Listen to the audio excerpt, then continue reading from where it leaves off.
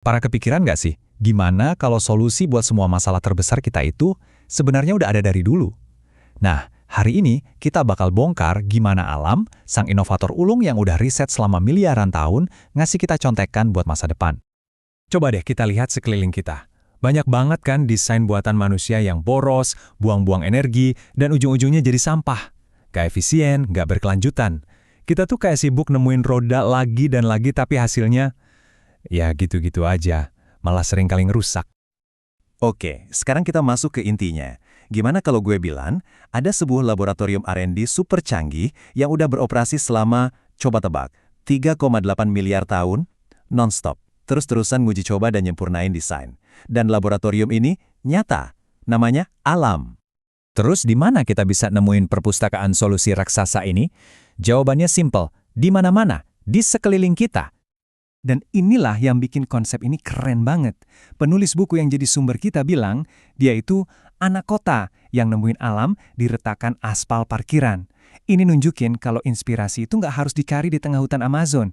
Ide-ide paling brilian bisa aja muncul dari tempat yang paling kita remehin. Nah, istilah keren buat semua ini adalah biomimikri. Kita bedah dikit ya. Bio itu kan artinya hidup. Mimesis itu artinya meniru. Jadi gampangnya, meniru kehidupan. Ini adalah sebuah disiplin ilmu di mana kita secara sadar nanya ke alam. Kalau kamu, gimana cara nyelesain masalah ini? Ini beda banget loh sama cara kita belajar biologi di sekolah. Biasanya kan kita belajar tentang alam, ngapalin nama Latin, klasifikasi, ya kan? Nah, biomimikri ini ngajak kita buat geser cara pandang. Bukan lagi belajar tentang alam, tapi belajar dari alam. Ini bukan cuma nonton, tapi beneran dialog. Kita nanya, dan alam ngasih jawaban lewat desain-desainnya. Oke, kedengarannya keren. Tapi gimana caranya? Tenang, ini bukan sihir. Ada prosesnya. Biasanya, inovasi kayak gini tuh dimulai dari momen yang disebut BO-wow. Itu loh, momen pas kita lihat sesuatu di alam, terus mikir, waduh, kok bisa gitu ya? Contoh paling gampang, tokek. Kita semua sering lihat kan tokek nempel di dinding, bahkan di langit-langit. Tapi pernah nggak sih kita beneran berhenti dan mikir, gimana caranya dia nempel tanpa jatuh? Jawabannya, sumpah keren banget. Ternyata bukan pakai lem, bukan juga pakai alat isep. Ini murni fisika level nano. Jadi di setiap telapak kakinya itu ada sekitar 500.000 rambut super duper kecil yang manfaatin gaya tarik antar molekul. Namanya gaya van der Waals. Satu rambut emang lemah, tapi kalau setengah juta bersatu, jadinya kuat banget.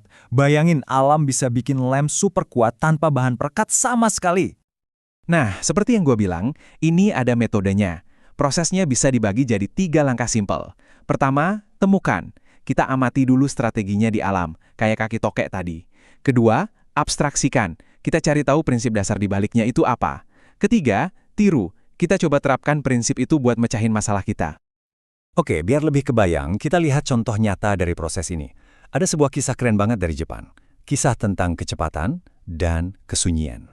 Jadi masalahnya gini. Jepang punya kereta super cepat, Shinkansen, keren kan? Tapi ada satu masalah besar. Setiap kali kereta ini keluar dari terowongan dengan kecepatan tinggi, boom! Ada ledakan sonik yang kenceng banget. Ini ganggu banget buat warga sekitar. Masalah fisika yang bikin pusing. Solusinya datang dari hobi salah satu insinyurnya. Ternyata si insinyur ini suka banget ngamatin burung. Dia perhatiin ada burung namanya Raja Udang atau Kingfisher. Burung ini bisa nyelam ke air, dari medium udara ke medium air yang lebih padat, hampir tanpa nyipratin air sama sekali. Mulus banget. Rahasianya di mana? Yap, di bentuk paruhnya yang super aerodinamis. Terus, apa yang mereka lakuin? Mereka desain ulang moncong keretanya biar mirip sama paruh burung Raja Udang. Hasilnya? Gila! Ledakan soniknya hilang. Nggak cuma itu, keretanya jadi 10% lebih cepat, dan ini yang paling keren, jadi 15% lebih hemat energi. Menang telak di semua sisi. Nah, cerita kereta Shinkansen tadi itu baru puncak gunung es. Begitu kita mulai melek, kita bakal sadar kalau paten-paten dari alam ini ada di mana-mana. Coba lihat contoh-contoh jenius ini. Kulit hiu, itu jadi inspirasi buat lapisan cat pesawat biar hemat bahan bakar. Rumah rayap yang punya ventilasi alami jadi ide buat bikin gedung hemat energi tanpa AC. Bahkan jaring laba-laba itu ngasih ide buat bikin kaca yang bisa dilihat burung biar nggak nabrak. Keren banget kan? Dan ada satu contoh lagi yang pasti kalian semua tahu, Velcro. Perkat itu loh, penemuan simpel tapi nilainya miliaran dolar ini idenya datang dari mana coba? Dari seorang insinyur yang lagi jalan sama anjingnya, terus kesel karena banyak biji tanaman nempel di bulu anjingnya. Tapi bukannya dibuang gitu aja, dia penasaran. Dia lihat di bawah mikroskop dan nemuin sistem kait dan lingkaran yang super efektif. Jenius.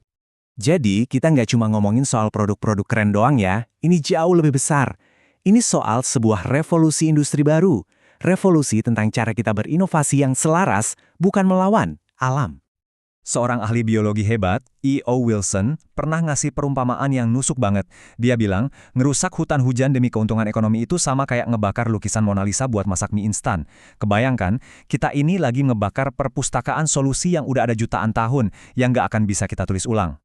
Ini nyambung ke sebuah ide besar, cradle to cradle, atau dari buayan kembali ke buayan. Ini filosofi desain yang niru cara kerja alam.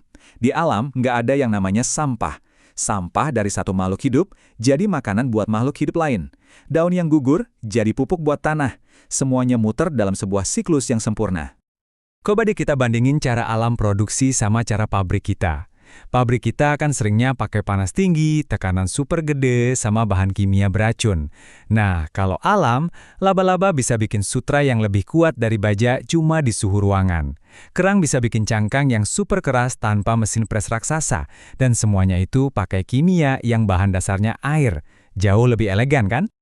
Pada akhirnya, ini soal pergeseran mindset yang paling fundamental. Dari ngelihat alam sebagai sumber daya buat dieksploitasi, jadi ngelihat alam sebagai mentor buat kita belajar. Jadi pertanyaan terakhir buat kalian, coba bayangin, kalau dunia kita bisa beroperasi seefisien dan seharmonis hutan, masalah besar pertama apa yang bakal kalian tanyain solusinya ke alam?